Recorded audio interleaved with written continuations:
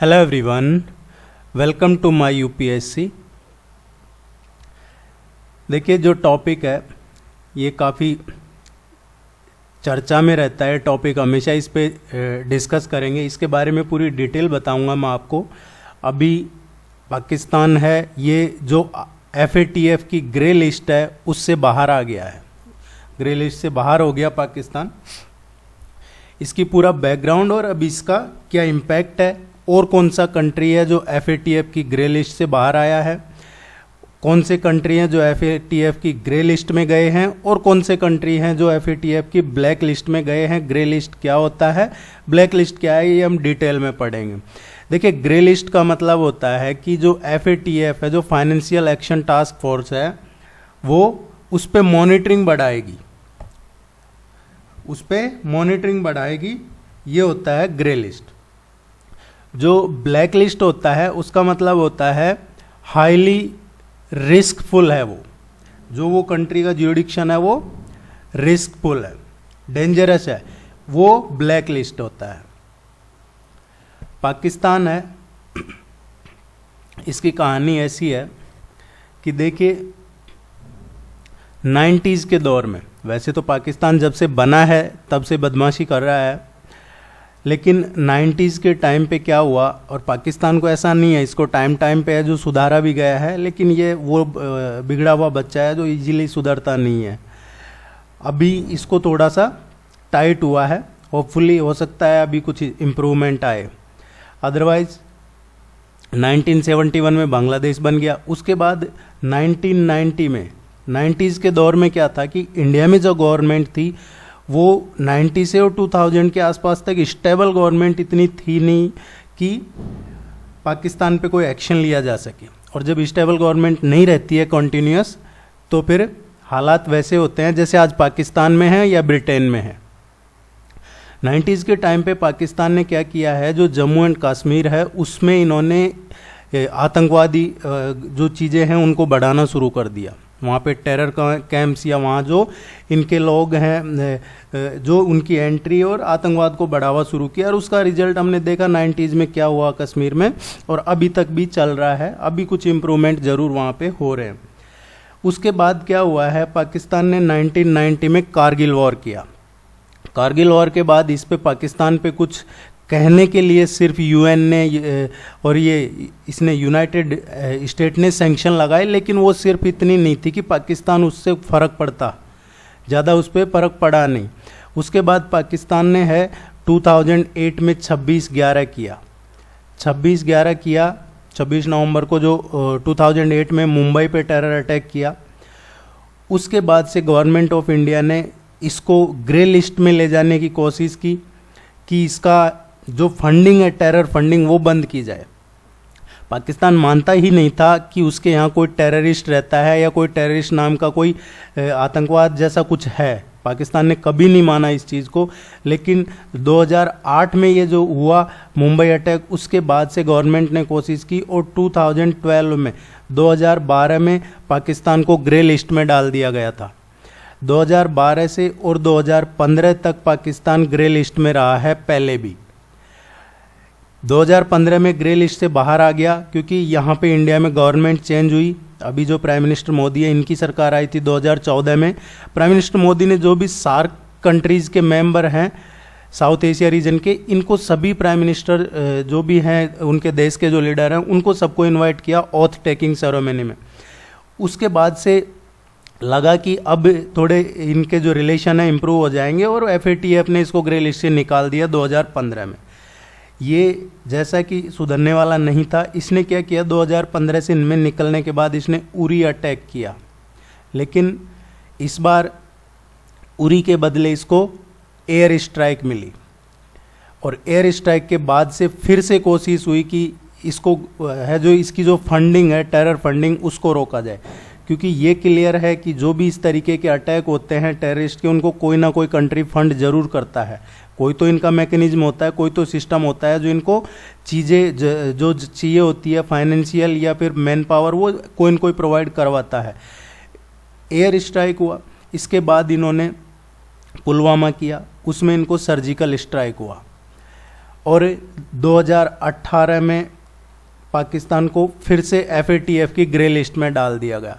लेकिन इस बार क्या परिवर्तन आया, क्या चेंजेज आए वो ये आए कि गवर्नमेंट ऑफ इंडिया ने रेगुलर जो भी अप्रोप्राइट प्लेटफॉर्म था कोई से भी कंट्री का हो वहाँ पे रेगुलर बताया कि देखिए हमारे यहाँ तो 90s से ही चल रहा है ये टेररिज्म है जो, और पहले भी ग्रे लिस्ट में डाला है लेकिन कोई इम्प्रूव नहीं हुआ, अभी इसको ग्रे लिस्ट में डालिए और इस पर एक्शन लीजिए।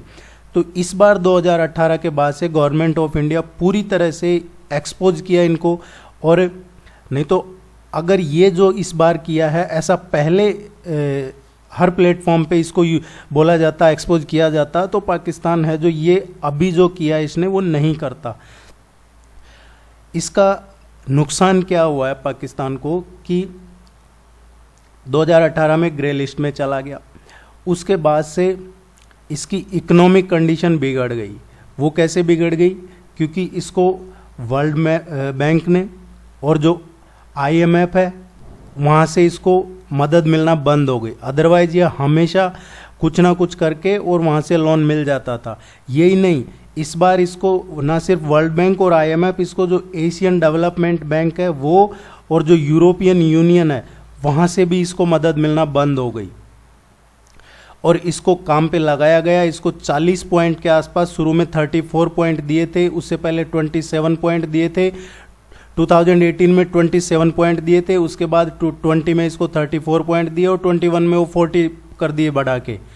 और ये काम देने के बाद जब लगा है इनको कि इम्प्रूव हुआ है, जब इसको ग्रे लिस्ट से बाहर निकाला है, जो आज इसकी इतनी इकोनॉमिक कंडीशन बिगड़ी है उसका रिजल्ट यही है कि इसके यहाँ ये ग्रे लिस्ट में डला है और वो आतंकवाद की वजह से डला है।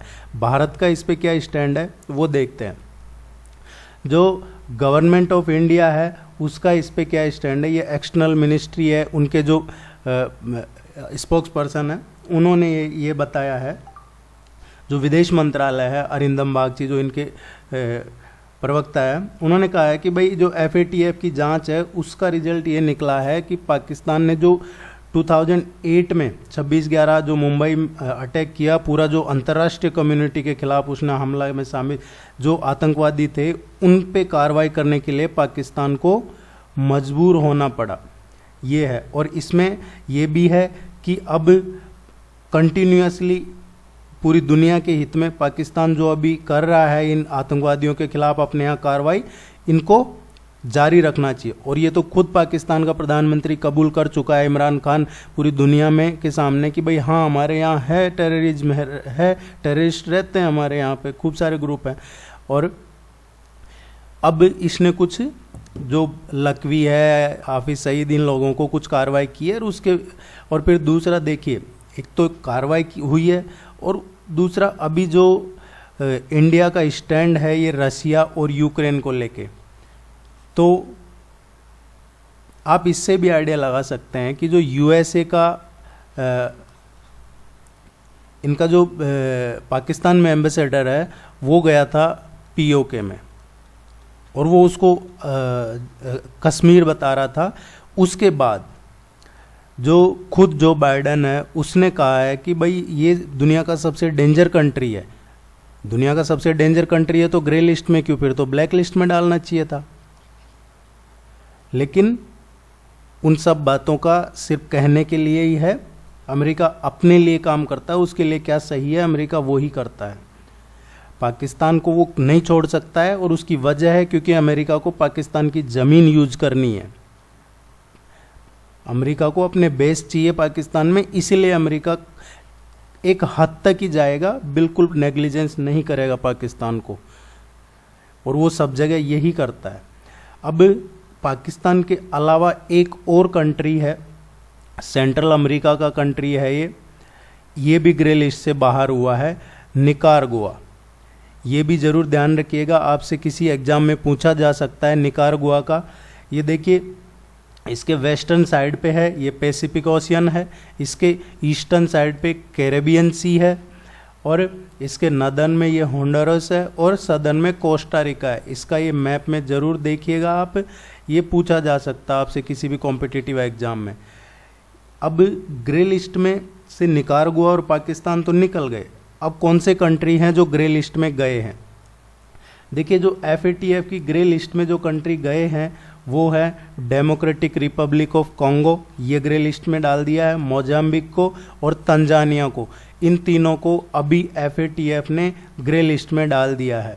दूसरा जो म्यांमार है उसको ग्रे लिस्ट से ब्लैक लिस्ट में मूव कर दिया है, ब्लैक लिस्ट में डाल दिया गया है म्यांमार को, और उसकी वजह है एक्शन जो taken by the military junta. Military junta क्या होता है? कोई मिलिट्री द्वारा हेडेड कमेटी या जो कोई मिलिट्री कमेटी हो। जैसे आपने सुना होगा कि नेपोलियन था उसने इन्वेड किया था स्पेन को, वहाँ भी यही मिलिट्री जुंता था। मतलब इसमें क्या होता है, कुछ मिलिट्री के ही लोग है मिलके और किसी कंट्री पे है जो मिलिट्री राज करने लग जाए, उस तरीके का है। सो ये आपको ध्यान रखना है। म्यांमार ब्लैक लिस्ट में डाल दिया गया है। Black list high risk list होती है, ग्रे लिस्ट है जो मॉनिटर्ड लिस्ट होती है, इंक्रीज्ड मॉनिटरिंग लिस्ट होती है। FATF क्या होता है इसका भी आप थोड़ा सा देख लीजिए। ये 1989 में इसकी स्थापना हुई थी, जो G7 देशों की समिट हुई थी पेरिस में जो G7 की समिट हुई थी उसमें FATF की स्थापना हुई थी। ये क्वेश्चन पूछा जाएगा कहीं। ये इंटर गवर्नमेंटल बॉडी है और ये क्या करता है? International standards for the prevention of international financial crime that help fund terrorism, इसके लिए काम करता है ये। अब एक क्वेश्चन है जो हम प्रैक्टिस के लिए कर लेते हैं, इसमें आपको थोड़ा सा और हेल्प मिल जाएगी। देखिए, आप चैनल को जरूर सब्सक्राइब कीजिएगा, ठीक है। With respect to FATF consider the following statements. It was established by G7 summit, ये पेरिस में 1989 में अभी हमने पढ़ा, ये करेक्ट स्टेटमेंट है। It develops measures to counter the financing of proliferation of weapons mass destruction, ये भी करेक्ट स्टेटमेंट है। पाकिस्तान, देखिए करेक्ट ही पूछा है क्वेश्चन में, Pakistan, Syria, Turkey, Myanmar, Philippines, South Sudan, Uganda and Yemen are on FATF's increased monitoring list. देखिए, increased monitoring list का मतलब क्या होता है?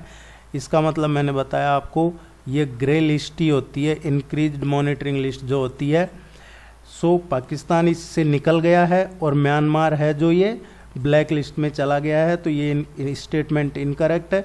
करेक्ट पूछा है तो ए इसका करेक्ट आंसर है। आप चैनल को जरूर सब्सक्राइब कीजिए। All the very best, good luck, thank you very much.